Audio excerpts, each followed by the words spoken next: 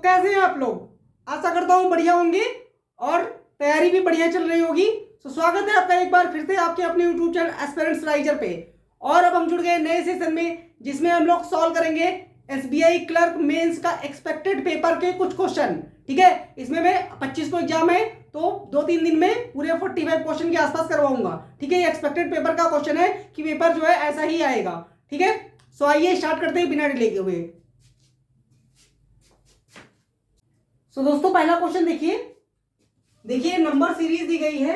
हम जानते हैं मेंस एग्जाम में जो नंबर सीरीज आती है वो प्रीवियस ही नहीं होती कि एक सीरीज आ गया और पूछ लिया मिसिंग टर्म बता दीजिए, रॉन्ग टर्म बता दीजिए। आती भी है, ऐसा नहीं बिल्कुल नहीं आती, लेकिन ये थोड़ा डिफरेंट है। देखिए क्या डिफरेंट है, ऊपर रीड करते तो पता चलेगा। Find the value of A and B. A and B कहां लिखा हुआ है? देखिए पहली सीरीज 1 नंबर 1, सीरीज नंबर 2, दो सीरीज दे रखी है। तो देखिए ए दे रखा है लास्ट में, ठीक है, और इसी सीरीज में यहाँ पे लास्ट में देखिए बी दे रखा है। तो हमें ए और बी का वैल्यू निकालना है। अब और क्या कर रहा है, विच आर पॉजिटिव इंटीजर्स, और ए और बी की वैल्यूज क्या है, पॉजिटिव है और वो भी इंटीजर में है, फ्रैक्शन में नहीं है, पॉजिटिव इंटीजर्स है। और क्या कर रहा है, and A and B is equal to X and Y, यानी ए और बी जो है वो एक्स और वाई के इक्वल होगा रेस्पेक्टिवली। यानी हम कह सकते हैं ए बराबर होगा एक्स और बी बराबर होगा वाई। इतना चीज हमें दिया गया है। उसके बाद हमसे क्या पूछा है, हमसे क्वेश्चन नंबर 1 पूछा है find the value of b minus 5a। क्या पूछा हमसे, b माइनस 5a, ठीक है, और हमें ऑप्शन दे रखा है। तो सबसे पहले हमें इस क्वेश्चन का कह सकते हैं जो नंबर सीरीज दी गई है इसमें हमें लॉजिक निकालना पड़ेगा, नहीं पैटर्न निकालना पड़ेगा, क्या पैटर्न फॉलो हो रहा है। ठीक है, देन हम सॉल्व कर पाएंगे। सो आइए देखते हैं। देखिए यहां अगर आप देखें तो ये कुछ डिफरेंस वाला लग रहा है, क्योंकि बहुत तेजी से नहीं बढ़ रहा है, बस इंक्रीज हो रहा है, वो भी स्लो। तो देखिए यहाँ पे कितने का गैप है, 5। यहाँ देखिए 15 से 6 घटेगा 9, यानी 19 का गैप है। यहाँ पे कितने का गैप है, 19 का, यानी 19 का। यहाँ देखिए कितने का गैप है, 8 से 5 घटेगा तो 3 आ जाएगा, और 10 से 6 घटेगा तो क्या आएगा, 4 आएगा, यानी 19 के बाद कितना आ गया, 43। ठीक है, अब यहां देखिए कितने का गैप है, 15 से 8 घटेगा तो 7 आ जाएगा, और यहां 6 आ जाएगा, तो 67 का गैप है, कह सकते हैं।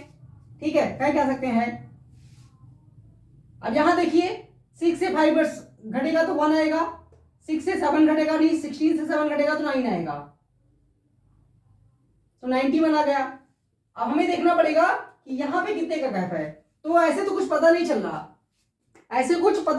है। फिर क्या करें, डबल डिफरेंस देखते हैं।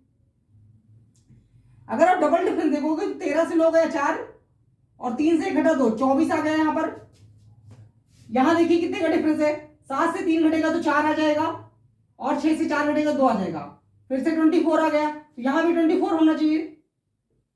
11 से 7 घटेगा 4 आ जाएगा, और 8 से 6 घटेगा तो 2 आ जाएगा, तो आ रहा है 24, यानी कि डबल डिफरेंस में 24 चल रहा है। तो यहां भी 24 का गैप होना चाहिए। 24 91 में ऐड करेंगे तो क्या आएगा, 415, और 9 to 11 115। अब 115 जब आप 561 में ऐड करेंगे तब क्या आएगा, 6 5 11 के खासी लेख, 6 1 7 1 8, और 5 1 6, यानी 681। यानी मैं ये कह सकता हूं कि ए स्क्वायर इज इक्वल टू 681, और ये 5 यहां जो दिया है ये राइट हैंड साइड में जाएगा तो माइनस हो जाएगा, तो -5 होगा। यानी हम कह सकते हैं ए स्क्वायर का मान क्या आ गया, 676। अब ए बराबर हमारा क्या आएगा, +-26। ए बराबर हमारा क्या आएगा, +-26, क्योंकि हमने इनइक्वालिटी में पढ़ रखा है कि अगर पावर 2 होती है तो उसके दो वैल्यूज आती है, एक प्लस में एक माइनस में, लेकिन उसमें कंडीशन में लिख रखा था कि ए और बी क्या है, वो पॉजिटिव इंटीजर्स हैं, यानी कि हमें निगेटिव वाला नहीं लेना है, तो मैं कह सकता हूं यहां से हमारा ए बराबर आ गया है 26। तो हमारा एक मान आ चुका है 26, हमें यही लेना है। ठीक है, क्योंकि उसने बोला है कि पॉजिटिव इंटीजर है ए और बी। अब आइए दूसरे इक्वेशन पे आ जाइए। अब देखिए दूसरी सीरीज जो दे रखी है वो ए से ही स्टार्ट हो रही है, तो ए का मान हमने क्या निकाला, 26। तो अब हम दूसरी सीरीज स्टार्ट करेंगे, a + 18, यानी कि 26 + 18 कितना होगा, 26 + 18। अगर आप जोड़ेंगे तो कितना आ जाएगा, 44, 8 से 14, 2 1 3 4, ठीक है, 44 आ गया। अब यहाँ देखिए 5a प्लस 58, तो अगर a का मान आया है 26, तो 26 इंटू 26 और 5 कितना होगा, 26 गुणे 5 बराबर 130। 130 में अगर 58 जोड़ेंगे तो कितना आएगा, 130 में 58 जोड़ेंगे तो आएगा 188। ठीक है, मैं डायरेक्ट लिख रहा हूं, आप लोग कैलकुलेशन कर सकते हैं। तो 10a को अगर मैं 26 को अगर मैं क्या करूंगा 10 से मल्टीप्लाई करूंगा तो आएगा 260, लिख देता हूं यहाँ पे 260 आएगा कि नहीं, प्लस 124, तो इनको जोड़ेंगे तो आप क्या आ जाएगा 384। ठीक है, तो यहां भी लिख देते 26 इंटू 5 130 और प्लस 58। ठीक है, यहां तक क्लियर है, आई होप विजिबल होगा। ठीक है, अब यहां आइए 15 गुणे 26, तो 15 गुणे 10 20 कितना होगा, 15 गुना 30 300, और 15 गुणे 6 कितना होगा 90, यानी 390 तो ये हो जाएगा प्लस 250। तो हम कह सकते हैं कितना होगा, 10 निकाल के इसको दे 400, 400 में 240 जोड़ेंगे तो कितना आएगा 640, आएगा कि नहीं। ठीक है, अब आगे देखिए यहाँ पे 20 गुणे 26 कितना होगा 520, 20 गुणे 26 कितना होगा 520। 520 में अगर हम 44 जोड़ेंगे तो कितना आएगा, 520 में अगर हम 44 जोड़ेंगे तो कितना आएगा, यहाँ पे आ जाएगा 4 और ये 4 2 6 और 5 4 9, यानी 964 आ जाएगा कह सकते हैं। ठीक है, हमारे पास स्पेस की थोड़ी कमी है इसलिए मैं नहीं लिख रहा हूं, आप लिख भी सकते हैं 520 प्लस 444, 3 बार दिया है। ठीक है, अभी लास्ट वाला बच गया, लास्ट वाले में क्या दे रखा है 2.5b प्लस 764।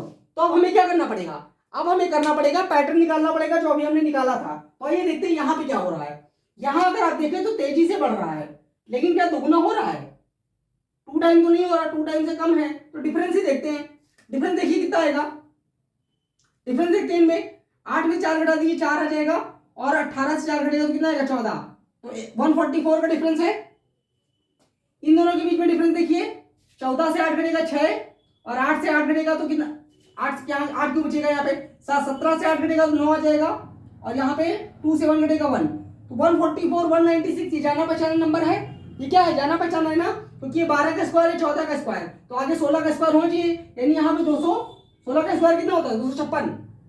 तो एक बार चेक कर लेते हैं ना, 10 से 4 घटेगा 6 आ जाएगा, और 13 से 8 घटेगा 5 आ जाएगा, और 5 से 3 घटेगा 2 आ जाएगा। तो हाँ ठीक है, 12 का स्क्वायर 14 का स्क्वायर 16 का स्क्वायर, तो आगे क्या होना 18 का स्क्वायर, 18 का स्क्वायर हम जानते हैं 324 होता है, जोड़िए 4 आ जाएगा, 4 2 6 और 6 3 9, ठीक है परफेक्टली फाइन है। तो 18 के बाद 20 का स्क्वायर होना चाहिए, यानी 408 हो जाएगा इसमें, तो जब 408 करेंगे तो कितना आ जाएगा 9 4 13 1364, 1364, यानी हम कह सकते हैं कि 2.5b जो प्लस 764 जो है वो 1364 के बराबर है। ठीक है, तो हमें क्या निकालना है, हमें b का मान निकालना है। तो आप अगर देखें, मैं कहां लिखूं, a का मान हमें पता चल चुका है 26 आया है, तो मैं इसको हटा दूं, ठीक है इसको मैं हटा देता हूं, a का मान 26 है, a का मान हम लिख देते हैं, a का मान आया 26 यहां पर, तो यही लिखते हैं देखिए, यानी कि कह सकते हैं 2.5b is equal to 1364 minus 764, ये राइट हैंड साइड में जाके माइनस हो जाएगा, तो घटाएंगे तो कितना आएगा 0 6 6 0 6 माइनस 6 0, 13 7 घटेगा तो आएगा 6, तो 2.5b बराबर 600। तो हम जानते हैं कि b का मान यहां से आ जाएगा कितना 240, b का मान कितना आएगा 240। ठीक है, क्योंकि 25 गुणे 24 होता है 600, और पॉइंट लगा तो इसमें से एक 0 आ जाएगा, तो अब हमें b का मान भी मिल चुका है, b बराबर आ गया 240। क्लियर है, ठीक है। सो हमसे क्या पूछा है, हमसे पूछा है find the value of b minus 5a, b minus 5a, तो हम निकाल पाएंगे, निकाल तो पाएंगे। तो हमें पता चल चुका है b का मान है 240, तो मैं इसको हटाता हूं, तो हमें क्या निकालना है, हमें निकालना है b माइनस 5a, तो b का मान तो 240 है, माइनस a का मान 26 है, तो 5 गुणे 26 कितना हो जाएगा 130, तो इसमें से 130 घटा दीजिए तो कितना आएगा 110, यानी इस क्वेश्चन का राइट आंसर कितना हो गया 110 दिया ऑप्शन में। हाँ ऑप्शन नंबर 3, ये देखिए यहाँ पे ऊपर देख लीजिए, सॉल्यूशन देख लीजिए एक बार आप लोग।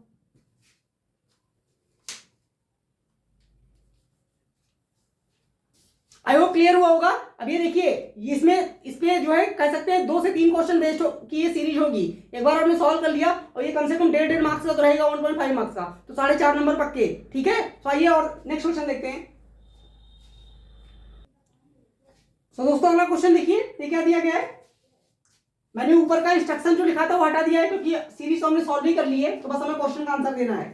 ये क्या दिया गया है, find the relation between X and Y, यानी एक्स और वाई के बीच में रिलेशन बताना है। और एक्स वाई है क्या, एक्स वाई है क्या, एक्स वाई के बारे में बताया गया था कि जो एक्स है, एक्स एंड वाई है, वो ए और बी है रेस्पेक्टिवली। लेकिन क्वेश्चन में भी दिया गया है, कोई टेंशन लेने वाली बात नहीं है। It is given that X is equal to A and Y is equal to B.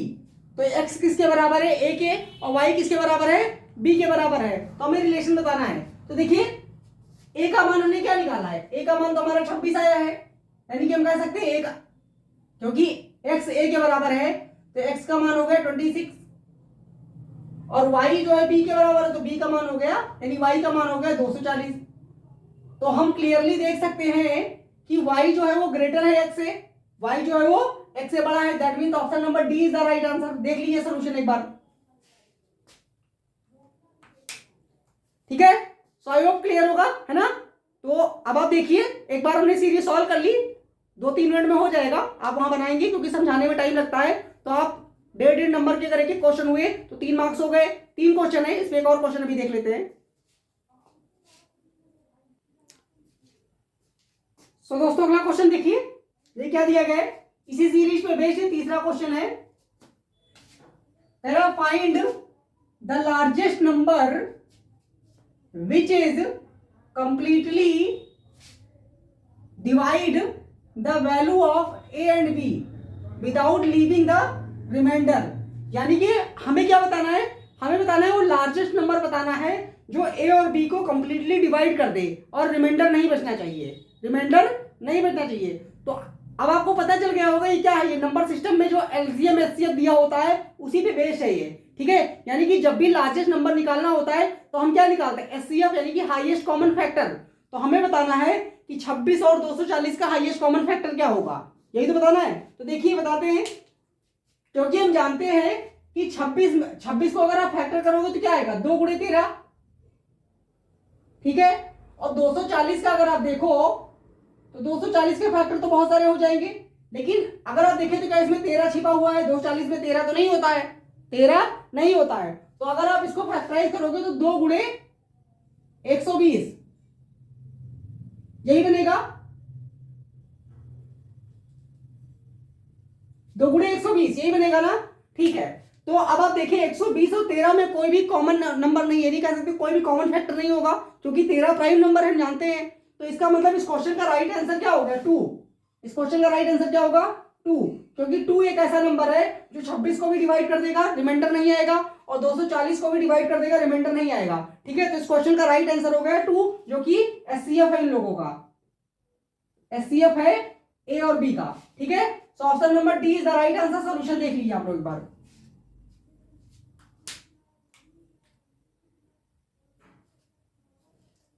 I hope clear हुआ होगा। अब कुछ इनइक्वालिटी के क्वेश्चन करेंगे, ठीक है, क्योंकि एक्सपेक्टेड है। देखिए मैं आपको बता दूं 10 मार्क्स के जो क्वेश्चन होंगे वो डुएबल होंगे। हो सकता है 5 क्वेश्चन अप्रोक्सीमेशन के आ जाए और 5 क्वेश्चन जो है नंबर सीरीज या रॉन्ग नंबर सीरीज या इस तरीके का सीरीज का आ जाए, या ऐसा भी हो सकता है कि 5 क्वेश्चन इनइक्वालिटी का आ जाए और 5 क्वेश्चन जो है वो रॉन्ग नंबर सीरीज का आ जाए। मतलब 10 क्वेश्चन डुएबल होगा आसानी से, वो सब लोग कर लेंगे। बाकी में दिमाग लगाना पड़ेगा आपको, अर्थमेटिक्स में और डेटा सफिशिएंसी में और डीआई में, जो टॉपिक वाली डीआई होंगी या लॉजिकल डीआई भी कभी कभी क्लरिकल में, एसबीआई क्लर्क में तो आ जाता है। तो बात नहीं करते ज्यादा, चलिए क्वेश्चन पे चलते हैं। इनइक्वालिटी के कुछ क्वेश्चन सॉल्व करेंगे। अगला क्वेश्चन देखिए कॉलम दिया गया है और ऊपर कुछ डायरेक्शन दिया गया है। तो पहले पढ़ लेते हैं, इनइक्वालिटी का क्वेश्चन है वैसे। देखिए क्या दिया गया है, in the given table there are 2 column A and B which contain 3 equation and their roots. यानी कि कॉलम ए दिया गया है और कॉलम बी दिया गया है, इसमें 3 इक्वेशन है, equation number 1, equation number 2, equation number 3, और उनके रूट दिए गए हैं 3, 2 ऐसे करके, ठीक है। तो हमें क्या निकालना है, हमें निकालना है find the relation between them, तो हमें बताना है इनके बीच में क्या रिलेशन है। तो एक हिसाब से कह सकते हैं मैच द कॉलम वाला है ना, मैचिंग ही तो करनी है और क्या करना है। लेकिन अब ऐसे मैचिंग कर देंगे तो गलत भी तो हो सकता है, तो सॉल्व करना पड़ेगा। देखिए सॉल्व करते आइए। मैं इस साइड में सॉल्व कर रहा हूं यहां पर, और सबसे पहले इक्वेशन नंबर 1 हम लोग सॉल्व करेंगे। तो पहला इक्वेशन अगर आप देखें तो क्या दिया है, x + 5 और x - 5। अच्छा, इसको देख के एक चीज पता चल रही है क्या, a² - b² का फॉर्मूला क्या होता है। अब आप कहेंगे सर अलजेब्रा कहां से आ गया, अरे थोड़ा फॉर्मूला आता है सबको, ठीक है। तो a² - b² क्या होता है, a + b और a - b, यही होता है ना, होता है, हम जानते हैं, ठीक है। तो देखिए यही लिखा है x + 5 x - 5, तो हम कह सकते हैं ये a² - b² लिखा है। तो यहां से सॉल्व कर लेते हैं, इसको यहां से सॉल्व कर लेते हैं। तो हम ये कह सकते हैं कि x² - 5² यही आएगा कि नहीं आएगा, यही आएगा, ठीक है। और ये किसके बराबर दे रखा है, 39 के, ठीक। तो x² = क्या हो जाएगा, 39, और ये 25 जो है ये राइट हैंड साइड में जाके ऐड हो जाएगा। तो कितना हो गया ये, x² = 9 5 14 और 3 2 5 6, तो 64। और जब हम जानते हैं कि ये क्वाड्रेटिक कह सकते हैं कि 2 डिग्री का इक्वेशन है, और इसमें दो वैल्यूज आएंगी, यानी x = एक आएगा +8 और दूसरा आएगा -8। तो पहला इक्वेशन हमने सॉल्व कर लिया है। तो देखिए यानी कि हम कह सकते हैं कि जो 1 वाला है वो किससे मैच कर रहा है, b से, यानी ये वाला मैच कर रहा है b से, ठीक है। अब सॉल्व करते हैं सेकंड इक्वेशन। सेकंड इक्वेशन देखिए, सेकंड वाला यहां सॉल्व कर लेते हैं, सेकंड वाला यहां सॉल्व कर लेते हैं। देखिए क्या दिया गया सेकंड वाले में, √4y² = √16y - 15। अब क्या दिया, दोनों साइड में, जब left hand side right hand side दोनों में रूट दिया गया हो तो हम रूट को एलिमिनेट कर सकते हैं, हटा देते हैं रूट को, कोई फर्क नहीं पड़ेगा। तो मैं इसको डायरेक्ट लिखता हूं यहां पर, 4y² = 16y - 15, 16y - 15 = 0, नहीं लगाएंगे क्योंकि दोनों इक्वल में रखा है, कह सकते हैं, ठीक है। सो अब देखिए इसको हमें सॉल्व करना है। तो मैं क्या करता हूं, 16y को ले आता हूं लेफ्ट हैंड साइड में, तो क्या हो जाएगा 4y² - 16y, और ये भी इधर आएगा तो क्या हो जाएगा +15 = 0। अब ये कह सकते हैं प्रॉपर क्वाड्रेटिक इक्वेशन बन चुका है, ठीक है। तो आप देखिए इसका हमें फैक्टर करना है और हमें इसके फैक्टर्स निकालने हैं। तो 15 और 4 क्या होगा, 60 होता है, 60 होता है। 60 के हमें दो फैक्टर ऐसे करने की, ऐड करने पे 16 है और मल्टीप्लाई करने पे 60। तो हम जानते हैं 10 और कितना होगा, 10 और 4, सॉरी 10 और 6, और यहां पे y² का कोफिशिएंट 4 है, 4 से डिवाइड कर दीजिए। तो कह सकते हैं क्या वैल्यूज क्या क्या आ जाएंगी, 5/2, 3/2, यही आएंगी, ठीक है। और दोनों नंबर पॉजिटिव होंगे क्योंकि हम जानते हैं जो स्टैंडर्ड इक्वेशन होता है ax² और प्लस bx और प्लस जो c कह सकते हैं, तो उसमें अगर हमने साइन मेथड में सीखा था कि अगर फर्स्ट वाले पार्ट में निगेटिव दिया गया हो और सेकंड वाले पार्ट में अगर पॉजिटिव दिया हो तो दोनों रूट जो है पॉजिटिव आती हैं, या आपने प्रीलिम में सीखा होगा, तभी तो वहां जाके 2 सेकंड में आंसर कर देते हैं जब इस तरीके का आ जाता है इक्वेशन, ठीक है। तो आपको क्लियर होगा आई होप। तो यानी कि बी का देखिए ऐसा इस तरीके कहां दिया गया, 5/2, 3/2, option number C, option number C नहीं, कॉलम बी में जो सी दे रखा है। यानी मैं ये कह सकता हूं कि ये जो सेकंड वाला है वो कहां मैच कर गया, सी वाले से, ठीक है।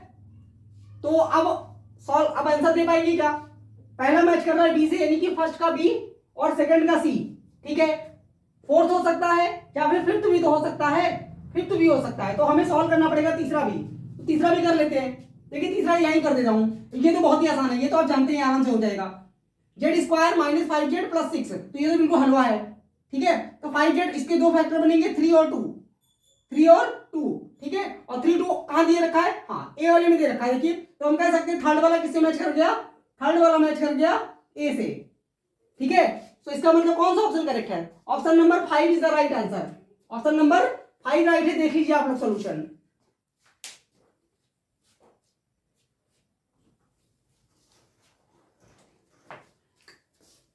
सो आई होप बढ़िया लगा होगा सेशन। अच्छा लगा हो सेशन, वीडियो अच्छा लगा हो तो लाइक करें, शेयर करें, ठीक है। अब मिलेंगे अगले सेशन में। मैं एक्सपेक्टेड क्वेश्चन करवा रहा हूँ, डीआई मैंने पहले बहुत सारी करवाई हुई है, 1-2 डीआई और करवाऊंगा अभी, ठीक है। तो आपको अभी 3 दिन बाकी है, आज 21 है, 22, 23, 24 है ना। तो इसमें मैं आपको कुछ 40 क्वेश्चन के आसपास तो करवा दूंगा, ठीक। तो मिलेंगे अगले सेशन में, तब तक के लिए थैंक यू सो मच।